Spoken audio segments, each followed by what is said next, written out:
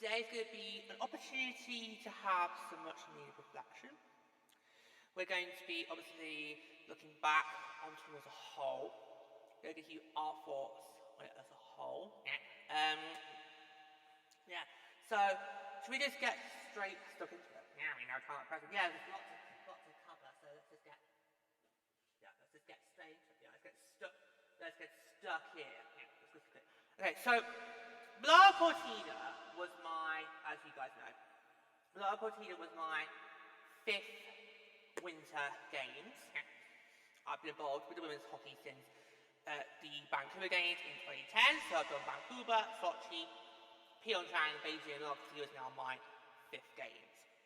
Now, you guys could argue this is recency bias, and if you want to do that, go ahead, fine. Okay, at the end of the day, these are my thoughts, and I'm going to give them to you. So, yeah, go for it, yeah. I think Milano-Cortina has got to be, of the 5, has got to be the favourite one I've been involved with. And that's largely due to the fact of the existence of the PHL. So obviously before the PHL was created back in 2023, it was always, with women's hockey, it would always be once every 4 years. You pretty much know it's going to be USA v Canada in the final, but they would always find a way to make an exciting final. You just kind of knew it for, and yet it was still, you would still kind of away from it at the end of the day going, that was a really good tournament, it was a really exciting tournament. And I think the PHL's existence has now made it even more exciting, because the level of talent has stepped up, and the gap in terms of talent with the other nations, you're starting to now see that narrow. And I think what's going to be exciting in a few Olympics time, so a couple of cycles from now, you're going to see those European nations finally be able to compete with the US and compete with Canada, because that international gap will just close and close and close. So it's just exciting. It's so exciting, yeah. So the PHL obviously existence helped a lot. Especially how we knew when the first ceremony was done. We didn't have to go, see you in 4 years. It was literally, was it see you in 4 days? Yeah, the first game back from Milano-Cortina was 4 days after the closing ceremony. Yeah, so see you in 4 days, yeah. And that just got me so emotional, and like, knowing that I don't have to wait 4 years, I don't have to wait till the French out, I can just get straight back stuck into it. Pick up right up, because that's kind of, to me, that's kind of, when we hit the pause button, it kind of felt like a pause. Us three then went off to do Milano-Cortina, and then when we came back, it was basically like, you're pressing play after you pause the telly for it to go and get a soda or something. Yeah. And we just picked right back off. It was like, and it kind of like we never been away. Yeah. That's one reason. But the other big reason was how stuck in I got involved this time. Because obviously in past Olympics, whether it be winter or summer, I just basically watched them, and that's about it. Obviously with these games, these Winter Olympics was the first Winter Games since the PHL existed. So since I've been an advocate with the PHL, obviously I knew I was going to get stuck in with the games. And we did lots of stuff. We did the game recaps, which is basically what I do with the Frost during the regular season and the playoffs, where I just do a quick recap of the game, put it on Instagram.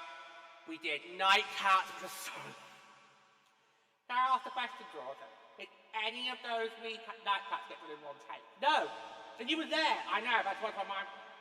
No, none of the night caps we did ended in one take. It was always like the second or the third take we had to then use. Because never to get it on the first go. It was literally the early hours in the morning. It was literally before we were going to go to bed. But yeah, so... well, you were more involved. You were more involved. You had a lot of work to do. Yes, obviously you paused podcasts for those 3 weeks. But you were still busy doing lots of other stuff outside of the podcast. Because your apathy is not confined to this podcast alone. It's lots of things. Whether it's the podcast, whether it's social media. So we got really stuck in. It was just incredible, and maybe we got more engaged with it. The good news for us is the next game is also the same time zone, so that means pretty much what you saw us do for Milano-Cortina, we'll probably do the exact same thing again in 4 years' time. But hopefully we'll have learned a lot better from that! We'll hopefully learn a lot better from that. Yeah, but what I think was also interesting was how the competition, the competitiveness, it just took up another level. Yeah, and I think all three of us kind of noticed that straight away from the get-go. And I think it was so funny how we got towards the latter stage of the tournament. Yeah, the commentator basically going, oh, there hasn't even that many blowouts. And we're just like, yeah, you know, smug as fuck. Well, I've not heard it called that before, lady! Well, you can't, bro. When you heard someone use that phrase? It's definitely not me. Definitely not me. But we were just like, yeah, you clearly haven't watched the Peter Up, have you? Because if you had, you notice that we don't have that many blowouts in the PSL. There's been one or two. There's been one or two, but they aren't really that common in the PSL. It's not that common where someone wins by a 5 or 6 goal scoreline that you might see more commonly in the NHL or even the AHL. Yeah. So you just saw, we all pointed out that the competitors is there, and that's largely because obviously the PHL exists. There's an actual pro league for players to develop their craft, develop their skills. I mean, we even saw it from the European nations as well, like how, you know, the Germany-Italy game, you'd have thought that would have been a blowout win for Germany. Yeah. Even Germany's game against France was close. Even Germany's game, because that's the game that Germany easily should have had in regulation, and that would then would cemented their position in second place, but definitely for certain. They wouldn't have been worried about their game against Italy. But no, even France managed to take Germany past regulation. So definitely with the European nations, you saw it. Yeah, which I think was interesting. Thinking how France, first time in the tournament, yeah, they did get close against Italy. They got close to getting points off Germany, and they got close to getting points off Japan. It was only Sweden that they couldn't match. Nah, but obviously, obvious. No, so you definitely saw that comparing us. Yeah, and that's largely because the time gap is, you know, closing. It's not as wide open as it used to be in past Olympics. And we're going to see that happen more as the years go on. As the years go on, as more Olympic cycles come and go, we're going to see that gap just close. It's interesting how this cycle, straight away, is more competitive. Which I think is more interesting. So obviously, you know, obviously this was your first Olympics being heavily involved on the women's side, because in previous cycles you've only been involved in being Georgia put on the telly. Along with the rest of the East crew. Because as part of that, and like my sort of, it's Olympics, I'll give it a go. But of course, me and Lady, we've been involved with this for years and years and years, and Lady me can tell you stories about previous cycles, particularly the early years, like Vancouver and Sochi, and you know that US and Canada would literally just blow the competition out the water, and sometimes it just felt, oh my god, what are we watching? Embarrassing for the other nations. You just at times felt embarrassed for the other nations because this is the world stage. They've done so much to get here, and they're just being absolutely, to put it in his terms, voluntarily spanked by the US and Canadians. And it was just, so you could always tell in those early cycles, you just knew obviously it was going to be US and Canada fight. You just had to basically go with it. You just basically had to go along with it. And so those score lines were just, particularly from Canada, were just lofty. It was just like, oh my god, what are we watching here? Because you're not used to seeing those hefty score lines in hockey. It's normally a more close, tight-fought game. But I think the beauty of that, we did have some 4-0 and 5-0 results, but nothing in the region of, say, 8-0 or 7-1. Nothing like that. No, 5 goals was the biggest margin that any team had in any of the games, whether that be group stages or knockouts. That was the US, wasn't it, both times? Both times. Canada in the preliminaries, and then Italy in the, and also, no, Sweden. Italy was 6-1. Oh. We're talking about just shutouts. Okay, yeah. Oh, so technically happened 3 times then, because obviously 6-1 is also a 5-goal margin. Yeah, it's happened 3 times, all by the US.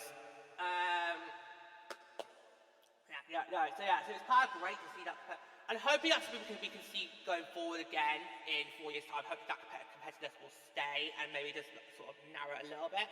I feel like each time we have another cycle, that competitive level is going to just narrow and narrow and narrow to the point where you maybe then start to see the women's tournament, what you see in the men's tournaments, where, yeah, USA and Canada are seen as heavy favourites, but they don't make the gold medal match. Like, 2018 is still fresh in my mind, how nobody expected Canada, at the least, maybe USA, but no expected Canada to not be playing for gold.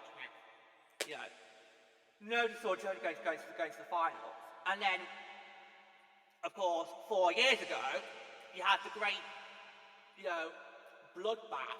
Basically, like, what was that in Game of Thrones where everyone got massacred? Red Wedding. Don't watch it. I'm not gonna watch it. It's more to quote it. Yeah, Red Wedding. Don't watch it. It's too bloody. Yeah, but that's kind of how Beijing was in the quarterfinals.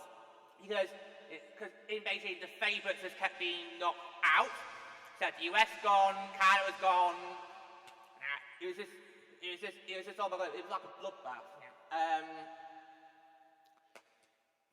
So we might see that in the future one day, the women's tournament, but we're nowhere near there yet. But because because you can now see the competitiveness getting stronger, that gap that just goes close and close and close and close. Yeah, and I think it was interesting for us, for me and you, George, because obviously 8 of these 10 nations we already got to see last year in the World Championship. So we kind of had a good measure of what 8 of these teams were going to be like. We just didn't know what Italy or France were going to bring. And I think they didn't do that badly, actually, to be honest. Especially Italy. I think for me, Italy was the surprise factor in the tournament, because Italy hadn't been in the Olympics since the last time they hosted a game. Yeah, so 2006. So Italy's been away from the Olympic stage for 20 years. They've been stuck in more of the lower divisions of the world. What were they going to do, especially given how they're on home ice? And then you have France, who was making their debut. They weren't supposed to be there in the first place. And you just thought, I remember this team was aiming for a final, so they clearly had far too high ambitions, which was just, yeah. And you saw that early on, that France, it might be a bit of a tour if these guys at least get to the quarterfinals. But what's interesting with France is, despite being the last in, they actually mentioned they did very well against Italy. They did very well against Japan, and they also got close to getting a win off Germany, because Germany's game went to OT. So France have shown in this tournament that they actually can go up with the best of the best. It's just they need to find ways to play a full 60 minutes. That is what France needs to work on for going forward, especially towards their home games in 4 years' time. And they'll have opportunity next year to do that, because obviously they won promotion to the top division, but most recently. So we will be seeing France in our division in the World Championships next year in Quebec.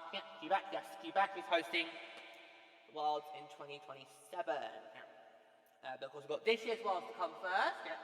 We'll find out who's going to be, who France will be replacing. It's a straightforward 1 in, 1 out now when it comes to promotion relegation to the top tier in the Worlds. So that was it. I think for me, Sweden was a nation who people need to watch out for. I'm so looking forward to the future of Sweden. Now they've made that coaching change. They've now got someone in the house. But she's been there, done that, got the medals. Was she on those teams? Yeah. She was on those Olympic teams that won medals for Sweden back in the 2000s. So she knows what she's doing.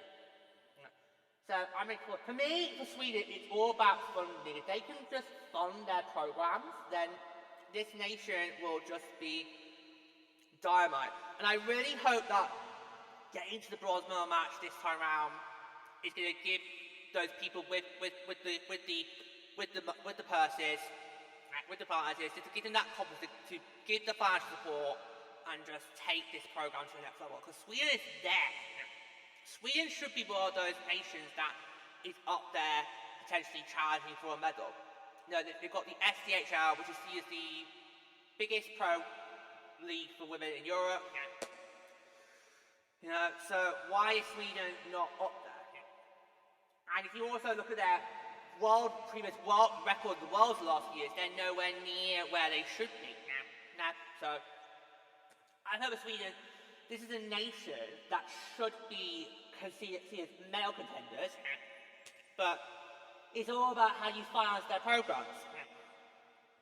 I've been saying, for a year now, Sweden should not be in Group B. You've been saying it. Yes, that was one of your many snide comments during last year's World. You did Sweden last year. I did not. You did Sweden. You said, oh, I don't think Sweden should be in Group B. I think it should be in Group A. Well, what happened when they went up against the Group A team in the quarters? Got knocked out. What happened when they went to the Group A team in the 5th place playoff game? Got knocked out. So, I stand by saying, I think Sweden should be seen as a top world contender, but it's not. They should not have been in Group B. That was too easy of a group for them. It was. Which is why I don't like how a lot of commentators after that quarterfinal match against Czechia, I don't like how a lot of them just said, oh, that was an upset, that was a shock. It's like, no it fucking wasn't. No it fucking wasn't. Did you watch any of Group B? Because we did. We watched pretty much all the games. So we got our fair share of Group B tournament, and nobody got close to putting a scratch on Sweden. Not even Germany, who, if we go back to last year's World Championships, me and Leggy thought, could have been an OT or shootout result. Of course it wasn't. But no one got close in Group B to putting a scratch on Sweden. No one got close. So I can see why Pluto feels they should be in Group A, but they're not. And they're not even in Group A because they got Korean Worlds, they're in Group B. So Sweden still needs a lot more work to do before they be put themselves in Group A though, my dear. But they're on the right track. I mean, that male game was so free to watch. Especially how I think a lot of people go that for thought, oh, easy with Sweden. And then Liam was like, hold my soda. No, hold my game round. Is that even healthy? I don't know. Okay. It's probably a lot more safe than Lucas age, George. Do not go there. Do not go there! Don't go there! Don't go there! Please don't mind about Year 7 science. Please don't. Oh yeah, George got spiked. It wasn't spiked, but it was fake. No, but you could tell straight away your curve taste is wrong. I was 13! Alright, I was 13!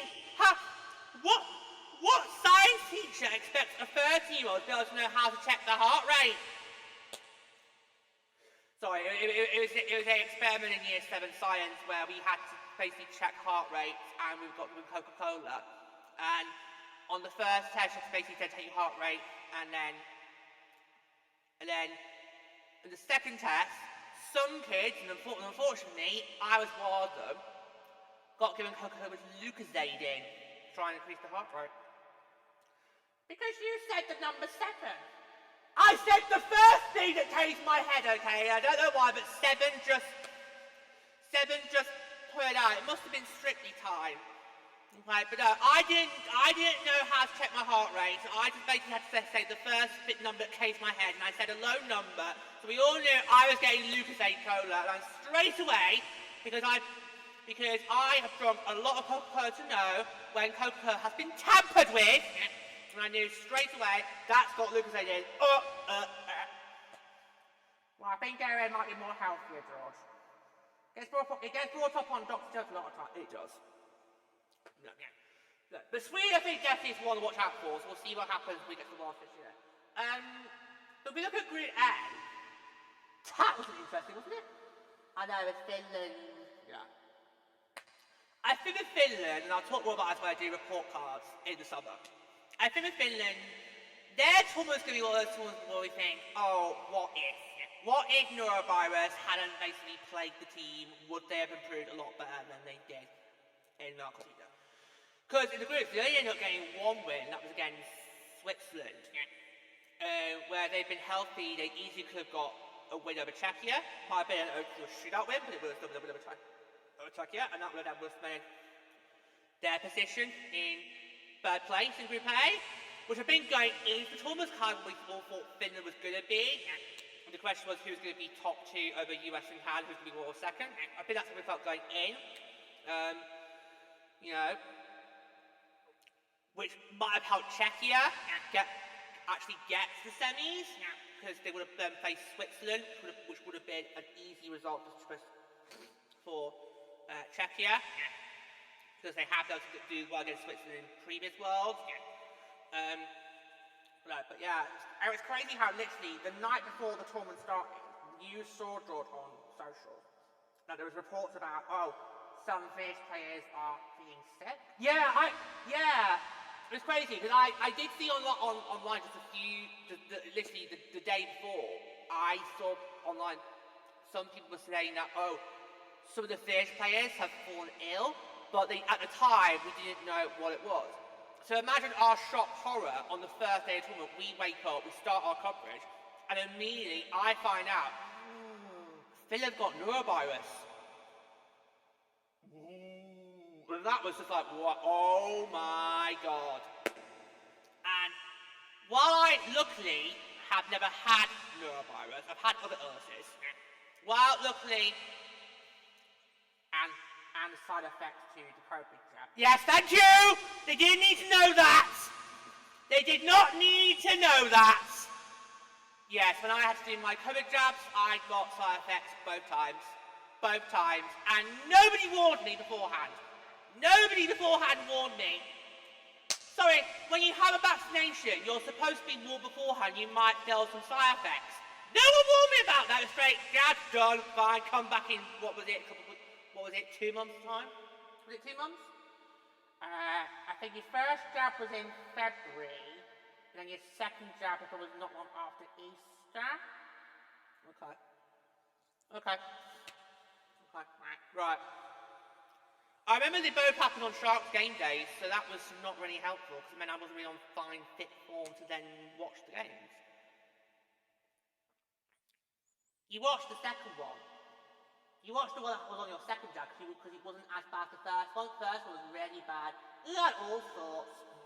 He literally had temperature fluctuations. So at one point he was basically shivering, and then the next minute he was basically too hot. He had stiffness in his joints. And I think at one point I might have also contracted a headache, but that might be because I was reacting badly to the fact I was literally having side effects from these jabs. The first one was really bad. It was really bad. But I still had to persevere and go for the second one, because for me, while I'm not good with medical stuff, I need to get these done so I can then get back out and go to the West End.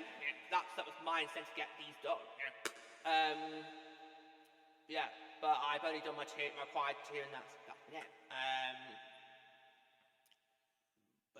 But apparently norovirus is really bad, and it does take quite a while to recover. So it was just wow. That's the last thing we expected. But hats off to the IOC for being able to find a way to make up that game. Because obviously, with the men's tournament starting a few days later, it probably would have been quite hard to then try and rearrange that game. But luckily, they managed it. So well done to the IOC there and there. No, but Finland under par. They did. Because even when they did get back healthy, they didn't really play well. I mean, the quarterfinals was a 1-0 loss. It's one of those 1-0 results that you hate, George. Yeah. And both teams in that quarterfinal played really well. Yeah. It's a very evenly matched quarterfinal, which I think on paper, a lot of people not knowing know. She says that and looks at me! She said... I think that's where the shake. There, go lady, we're doing the shake. Yeah. Hi! Yeah. not been kind to Switzerland. You haven't. You have not. Now, on paper, a lot of people have looked at that. She's done it again! A lot of people have looked at that and thought on paper, yeah, easy win for Finland, but actually, no, wasn't the case. Yeah. And Switzerland's netmind was the key factor in that result. In that result that got Switzerland into a guaranteed medals game. Of course, if you go to the semis, you're guaranteed to play in the medal game. Obviously, bronze not more than one, but you still look at it as it's a medal game, you've got a chance to win it. So, yeah. But yeah, but Finland, I just think, yeah.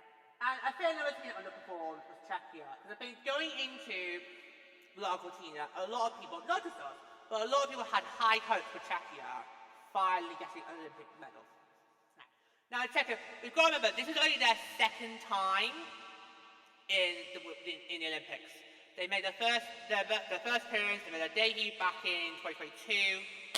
And since then, that team has gone a complete turnaround. Carl McLeod has done absolute wonders with that nation. I mean, we know she's a brilliant coach for what she's done with the charge of the P-Lurger. But how she's turned that nation around from being sort of like just one of the other nations in the tournament to a medal contender. Yeah, because they've been, what, 4 bronze medal matches in the world? Yes. 2022, 2023, they won the bronze in the world. Then 24, 25, they came 4th. But 2025, it should have been theirs. Should have been theirs. Yeah. Not great. No, we've already talked about this. If Tess and Julia are not going to let USA Finland 2019 go, then me and George are not going to let Finland Czechia 2025 go. Nope. That should have been Czechia's. You know, but yeah, so that's impressive. So the question is though, was it maybe too much too soon for the Worlds, for the Olympics? Because in the Worlds, doable, but was it maybe too much for the Olympics, given that's a bigger tournament than the World Championships? Maybe. Well, I think the Czechia-Switzerland game, I think showed the panic, the warning signs. Because Czechia had, what was it, a 3-1 lead in that third period, and then Switzerland just roared back. Yeah. I wasn't surprised that Switzerland tied it. What surprised me was the shootout, because it just basically went on and on and on and on. Oh, sorry, were you getting your man to pass the bar with that? No, it literally went on. I'm sorry, I thought you were quoting Clara Hamilton. No, but she was one of my favourites from my best song last year. She's my favourite after Sona! Honestly, love those boys. Love them. I mean, Kai's music, because I have had this separate since Barcelona. Oh dear. Kai's music is the kind of music that I normally wouldn't listen to, but for Eurovision, it worked. And I think in any other year, Kai would have easily won hands down. They would have won hands down because they would have just landslide the turbo. It would have been carrier level, 376 easily, and would have overturned a dismal jury score. But yeah, honestly, love Kai. I believe they should have won last year. And in case you're wondering, no, I couldn't vote last year. I was on a holiday, so I didn't have the right to vote.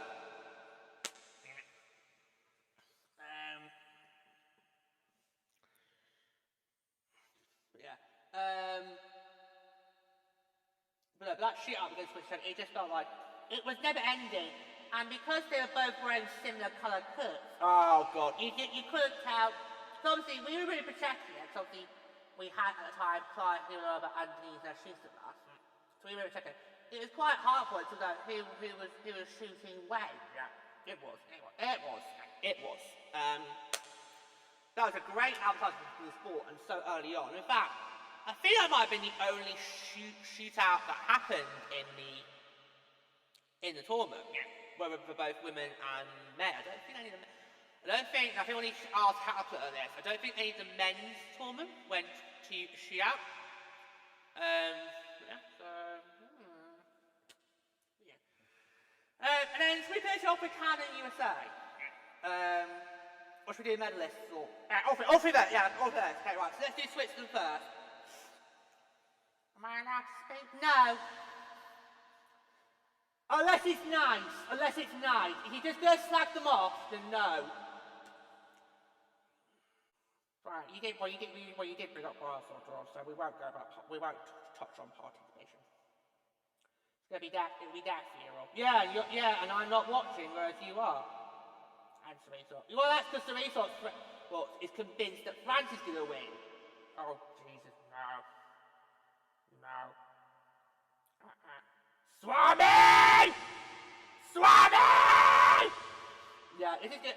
Yeah, this is gonna feel so weird next week when I'm not watching.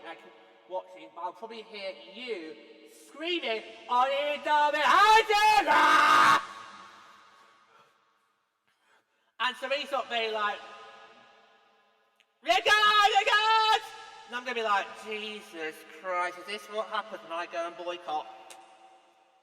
Yes, it is, George. But you have your principles, you have your values. Yep. And they've been proven right, because guess what? Things haven't changed. That bad country is still being naughty boys and girls. We warned you. We told you so. Don't be surprised next week if they get a big turbo score. We told you so. But of course, no one wants to listen to us because we don't like them or don't agree with what they're doing. Anyway, right, Switzerland first, then we'll do it on to Canada. Go on then, boy. Say your piece. Well, it's good for them, good for Switzerland. But nobody saw that coming as far as woman. Nobody saw that coming. But yet 4 years ago they went in the bronze medal game against Finland. Yep. 4 years ago they were against Finland in the bronze medal game. Yeah, but did they win? No. Oh my God! I thought we said nice things. Oh my God! If they had won bronze 4 years ago, fine. I wouldn't be so nasty because that would be them defending the medal. But Switzerland in the last few years haven't really done much to prove to me that they're a contender for a match. No, the last few Worlds they've been either 4th or 5th, so they've been on the periphery. So I think Switzerland's trying to get to be one of those medal contenders. Okay. Actually, I mean, it's probably not seen as a country that people would see, yeah, they're going to contend for medals. So I think, but you have to give them credit where credit's due. Yeah, but what they're going to do when Ellie Runner gets to retirement? You know, because she basically was a huge key factor in them getting that bronze, because she obviously got the golden role. Fair dues. But you could also say that about Canada when Marie Fleet Club, what they're going to do there. Or also Harry Knight, now gone. So, alright. But I don't think anyone was to see it coming. But I think what was interesting with Switzerland was how they actually did very well.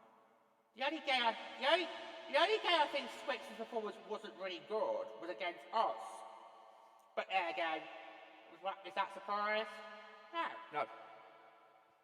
But they did manage to go up against Canada. Yeah, because for a whole period they kept Canada off the score sheet, which was very impressive. Yeah. And this was very early in the group stages. And then obviously beat Czechia.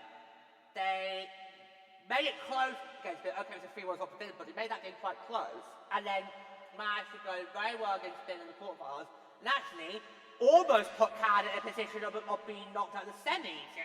The fact that Switzerland's players after the game said that Canada was beatable, that I think shows me that Canada were not on their A game a lot. They were. They were not. Yeah. Which we'll come to in a moment. Yeah. So I think for me, in these next 4 years, I need to see Switzerland build on this bronze. Because that's what you kind of need to do. When you're a nation that wasn't expected to win a medal, you then need to kind of build on what you've already done. So, that's what I need that's what I'm going to be seeing going forward. Okay. Well, obviously, the first follow-up will be, of course, this year's Worlds in Denmark. Now, of course, you are just going to be sitting with us from now on. Yeah. We'll see how well you engage it. We'll see what happens. I think the Switzerland is absolutely brilliant. Like I said, the last few years they've been on periphery, so they've even been 4th or 5th place in the World Championships. So that really should be put you as in the mix for medals, but they just haven't got to prove themselves yet. So I think give them time.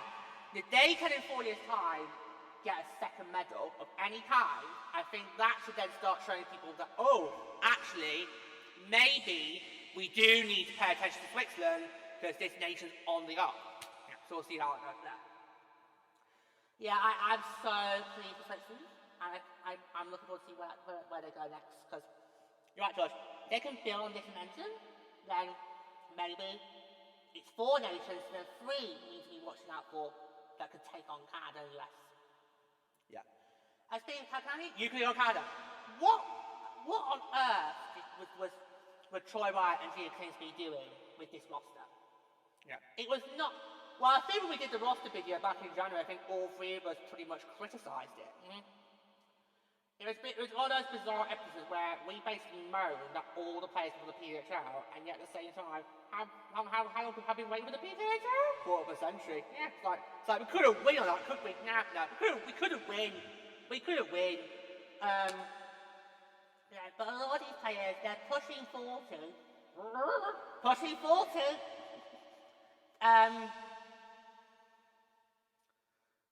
No, because the others start having a go at me about my 40s, and I keep telling you I've got no problem with my 40s. When I get to my 50s, I'm going to worry about then.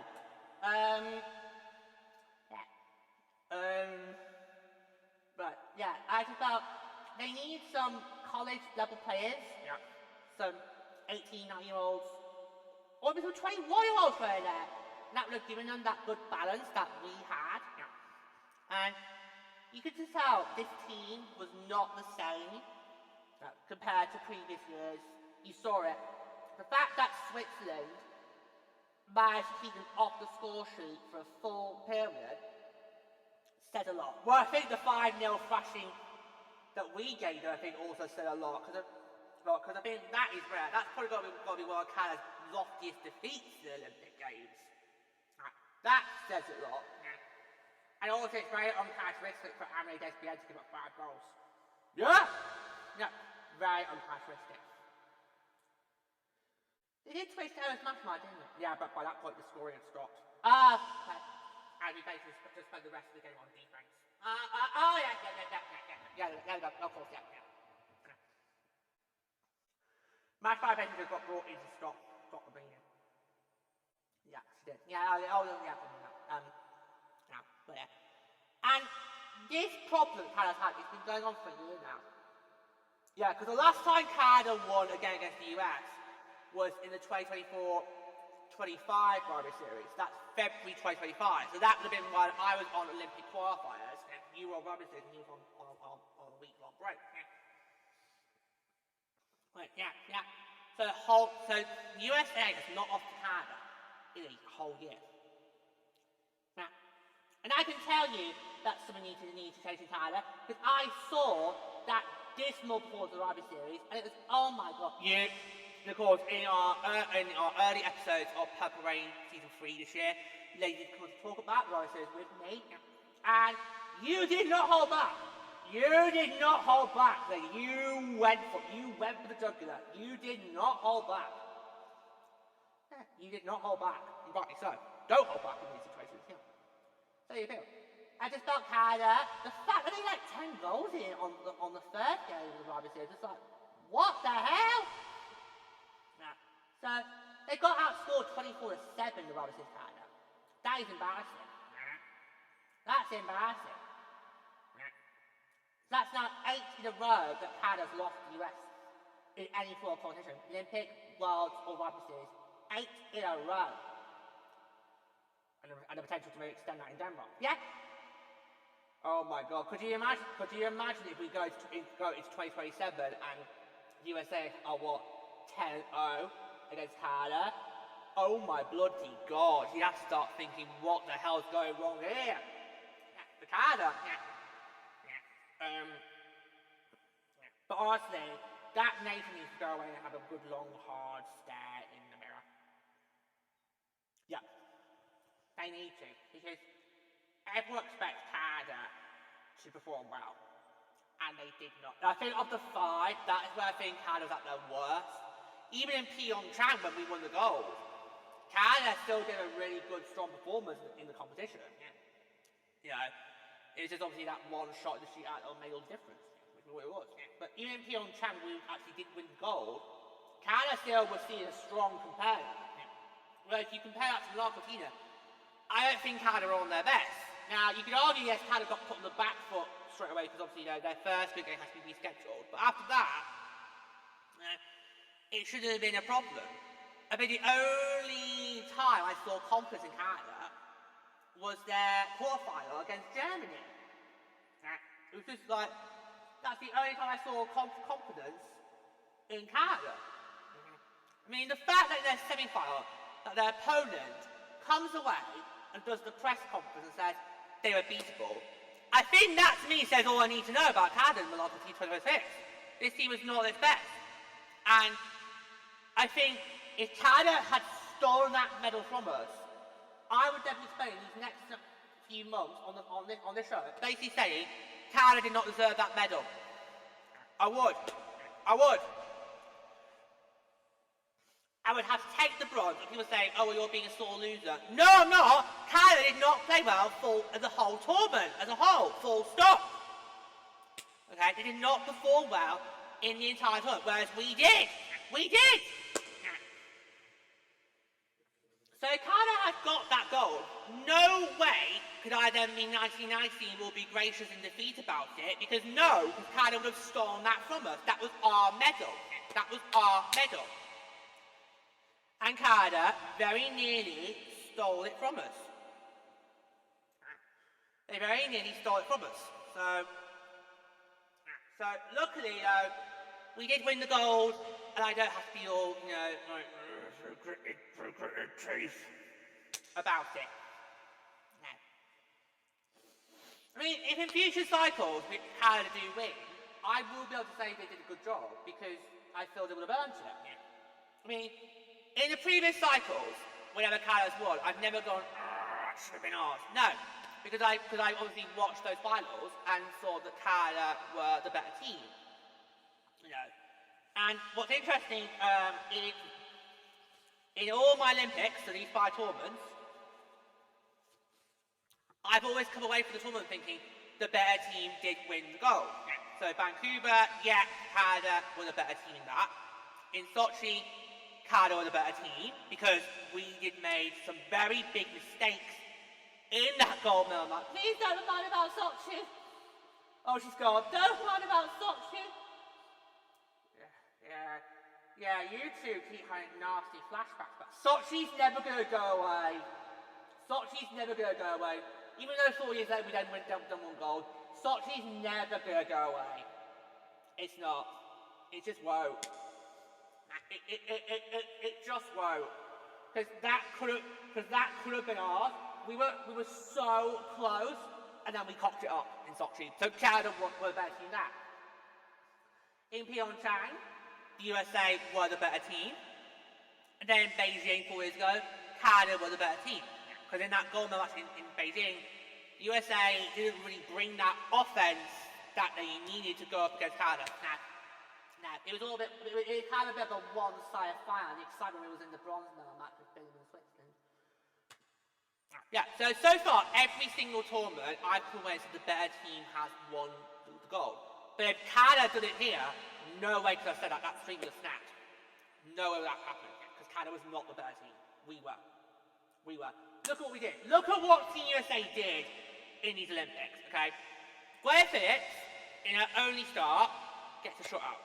Anne Francois picks up 3 shutouts in her tournament, only allows 2 goals, 1 in our opening match against Czechia, and then of course that goal in the gold medal game. Okay. depth scoring, because you didn't just have the PHL players shine, like Harry Knight, Megan Keller, Hannah Bilker, Taylor Heisey, Lee Steckline. Not only did they shine, but also a lot of the college players who you might be about to see take that step up to the PHL, so there, Edwards, you know, for example, Caroline Harvey, who he is convinced is going to be taken first overall on June 17 by the Golden Eyes. She was another one. Joy Dunn was another. Kirsten Sims, you know, so the USA had so much variety, so much depth, which, as we know from our 2 World Cup titles in Minnesota, you need to have that depth scoring if you want to stand any chance of hoisting the trophy or getting a medal on your neck. You have to have that depth scoring. And we had that in baseball. Yeah. It was a really good roster. I think that we were all kind of pleased with our roster came out because it had that good mixture of PHL talent, also like the youth on our side. So all these players who could one day make that step to PHL. And yeah, they did really well. So because they easily could have gotten lost in that team, but they didn't. They were a huge part of it. Yeah, so really great to see. I was just so pleased with that. And I think that's another good reason that excites me now the PHL exists, because for a lot of Olympic players in the past, particularly the young ones, you think, oh, great, they had a good tournament, but you're probably not going to hear from them again because there's no pro league for them to go to. But now, there's a pro league, so a lot of these young players that have got on Olympic rosters this time, they could be ones to watch for in the PHL. I think quite a few of them are, because KK and Leia Edwards definitely are. Do you think Leia Edwards will be the second overall pick? Because it's pretty obvious KKC is the first overall pick, but could you then make the case for them to say Leia Edwards gets to be the second overall pick? Like how last year started in Ottawa, it was pretty obvious that Hayley Wynn was going to be the second overall pick. Baby? Well, I think it depends on who gets that pick. Oh, of course, yeah, because obviously right now, at the time I record this episode during the World Cup playoffs, we don't know the full draft order. We know the Golden Eyes will get first because they won the gold plan. That's a lock. The rest of the draft order is up in the air. But if you're the team that's got that second pick, you know KK's is a no-no. Would you then want the next best option? Edwards, maybe? Yeah, I definitely could see it being the second overall pick. It's a question of which team gets it and what do they want to do, especially after what happens with the expansion process. Of course, but I just think I just kind of feel that with this draft, we've got a projected 1 and 2. Because everyone talks about in draft who's likely to be the first projected overall, but no one talks about the second one. But I think this year in Detroit, we've got the first and second locked in. The question is who's going to get that second overall pick? We don't know! We'll find, and what we do know, we'll let you know on Purple Rain. No, honestly, our performance in this tournament was just absolutely incredible. And one of the best. And I called it, George, with Aaron Frankel. I know you did. Go on, one more time to the road. I said in the Milano-Cortina, if Aaron Frankel plays the way that she's been doing with the Boston Fleet, she's going to help us get the goal. I called it. Yes, go check it back. Check back the tapes. Check back the tapes. He did say it. I called it. And look what's happened. And we'll find out on June 16 if George is right about her goal. Yep, nominees will be coming out very soon. Not next week, it's the week after. 19th. Yeah, so that is the 19th of May for the season! Did I say that? Yeah? The PHL Awards nominees start coming out on the week of opening day of the Pioneer League. Yeah. Not long to go now. Yeah. It's going to be a really exciting Pioneer League this year. Not because my Bulldogs are the defending champions, but because we've got a lot more California presence now. And in this league, because all the Colorado teams have gone. they're gone. So it's now all in California. We've got Modesto and Long Beach are joining the party. And then Unisota have gone for a rebrand, which looks like a stupid AI-generated logo for Nando's. Oh, you did show me? You showed me. I was like, what is that? Yeah, I was a bit of a surprise. Then, of course, you've got obviously us in Oakland, who, of course, was the first Pioneer California team. Yeah. How are you feeling this year about George? It's going to be an exciting and interesting season because, you know, we pretty much were the kings of baseball last year. We pretty much won it all, set new records. So I am expecting there'll be a small dip because there's no way could we get to 73 again. The back of the season, no chance. So I'm expecting a small dip in performance, but I still think we've got a very good chance of making the postseason again, and I think we've got a very good chance of defending our crown. But it's not going to be easy, and it will be stressful as always. And you've got a pennant streak. Yeah, we in every season we've won a pennant. So either first half or second half champions in the Pioneer League. No, because obviously last year the championship. That was the most stressful fortnight of my life. Yeah, you did not have a good time last year when it came to your sports teams, did you, George? The frost put you on stress in the World Cup finals in May. Then in September, the ballers very much nearly killed you. They nearly killed me! Because in the championship round against Idaho Falls, we went down 2-0 in the series, and like in the World Cup, the Pioneer League playoffs are best of 5s. Actually, no. The first round is a best of 3, and then the championship round is a best of 5. So we went 2-0 down in the best of 5, and it pretty much felt, oh my god, it was stressful because we went game 3 and then game 4, so it was very stressful time. But we did it. We won it. I've got the championship championship t-shirt to prove it. But yeah, so so we'll find out very soon if I'm correct. His prediction about Frank was correct. We'll soon find out if mine is correct.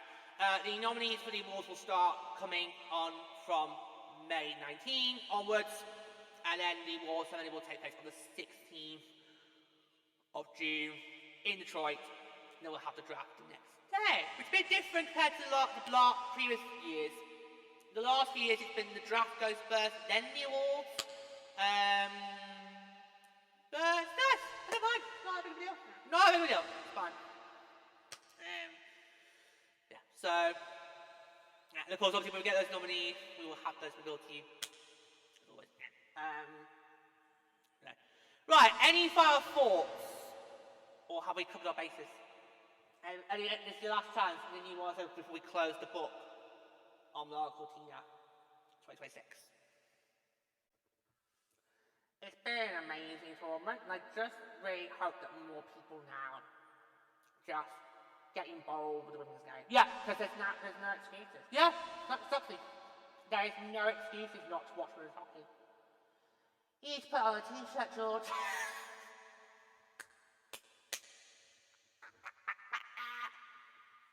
You need to get on a t-shirt. There's just no excuses. No. There's just no excuses, and I hope that these games have got more people thinking, that sounds interesting, I'm going to check it out. Well, do it. Go to the PHL. Yeah, there's no excuses not to watch the PHL. Either get out to a game, or stream us on YouTube, or watch some of the replays from the seasons gone by. Because the beauty of being on YouTube is we then get to have the replays uploaded, not on afterwards, so you can then watch that back. So what we do in the summer, during the long summer, we do that. We watch all the replays back. And we also do it, obviously we do our table tour we go down memory lane with the table tour, because that helps us, So, so there's no excuses. So I just hope that this tournament is the start of people realising that women's hockey is the best form of hockey in town, and you need to pay attention, because we're not going away. We're not going away. We are not going away. How do I top that? How do I top that? And yeah, he was the roped in one, boys and girls. Yeah, he was the one that got roped in. Me and George were committed from day one. We had to then rope him in. Yeah, but I think that's the beauty of Pluto's journey, because obviously, me and Eddie were definite, yes, we'll do it, we want in, when the PHL was announced. The other three, so three parts Pluto, how Pluto was supposed to be said, we'll support you, but we're going to not get involved. And then that just left this one over here, who then ended up getting roped in by his wife, and for you, Pluto, seeing you go from was roped in to now being a committed diehard like us two has been beautiful to watch. It's really good. It's really good. So yeah. But go on, try, lady. Try. It's been the most competitive tournament ever, I'll give you that. And I hope that this competitiveness can continue as we just go further and further and further into what's an amazing journey. And the PHL is going to help the Olympics in more ways than one. So it's just exciting to see where it's going to go next. And who knows, will we one day see Canada or US get knocked out? I don't know. Yeah, it's funny that. So obviously it has happened in my lifetime. So obviously, Sweden over the US in Torino, that did happen in my lifetime, but I would have only been about 9 at the time. So I would have been primary school age, so I don't remember that. So, it would be interesting to see how people would react to that if that happened again. But anyway. I can imagine them just lose their shit, and we'd be like, well, we told you to look up those nations, you didn't listen to us. We're the experts, we know best. Yeah, I would just finish off by saying it's been one of my favourite tournaments to be with. This, of course, as I said, was my 5th Winter Games with women's hockey. Absolutely loved every single second of it. But I'll tell you what the best part was. The best part, I think this is the best way to finish the episode. The best part is that after the closing ceremony, after the flame gets extinguished, the best part is I don't have to wait 4 more years for another women's hockey game. I can now get it every day, every month, every year, until the day I die. Close it there. Yeah, close it there. Close it there. Yeah, that's something else. That's the of it. Yeah, that's the best part. That's the best part. Until my dying breath, I now get to have this all year round. Yeah, that's the best part. Just so until the day when I have to go to hell, I felt good all year round. That's what more can you ask for? Literally, what more can you ask for? Anyway. So that's it, that is our thoughts on the tournament. Let us know your thoughts on the comments or by emailing us at platformpodcast.com. We'd love to hear from you. And I think until the next time.